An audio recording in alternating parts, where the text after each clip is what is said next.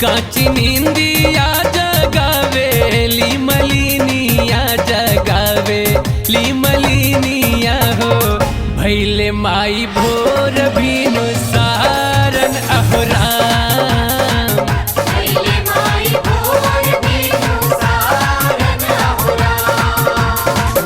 नींदिया के मातल मैया खोली ना के मड़िया हो खोली ना के मड़िया हो मायरी सी आइलू कौन कारण अहोराम मायरी सी आइलू कौने कारण अहोराम।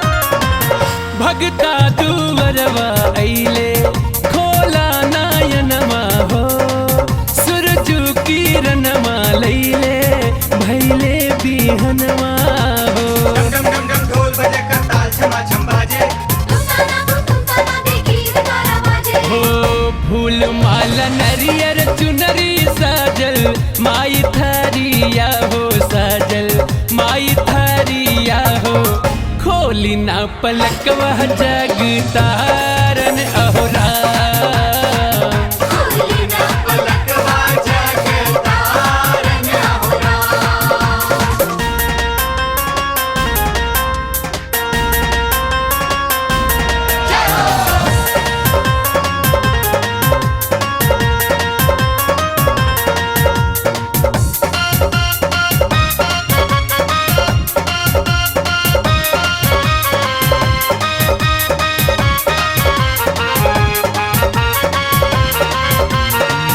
पंडित जी पढ़े लगलन वेद पुराण हो तोहरे भवनवा आके सिमटल जहान हो कुकु कुकु कुक कोयलिया मैया के जगावे ओ रउआ जागी जई है जागी गौआ जवरिया हो गौआ रे जवरिया हो चाहे लोग आरती उतारन अहोराम चाहे लोग आरती उतारन अहोराम।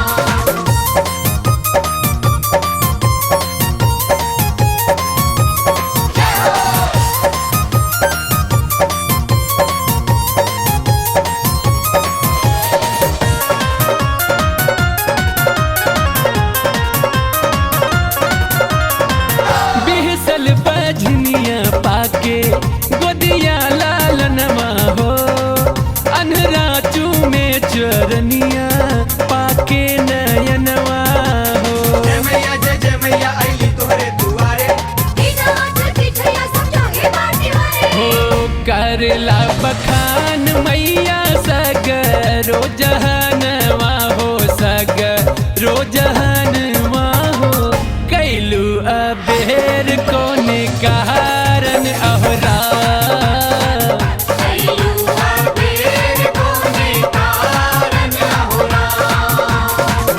काची काची नींदिया जगावेली मलिनिया जगावेली मलिनिया हो भैले माई भोर भीनु सारन अहोराम भैले माई भोर भीनु सारन अहोराम।